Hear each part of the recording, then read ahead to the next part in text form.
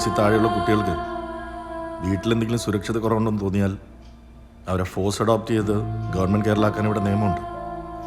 കുഞ്ഞേട്ടനറിയാലോ. കൂടാതെ ഈ കേസിലാണെങ്കിൽ 2 സോളിഡ് വിറ്റ്നസ്സും ഉണ്ട്.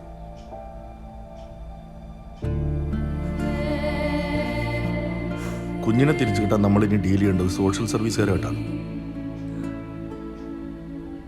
ആദ്യം നമുക്ക് ജീനിന് ബെയിൽ കിട്ടുമെന്ന് നോക്കാം.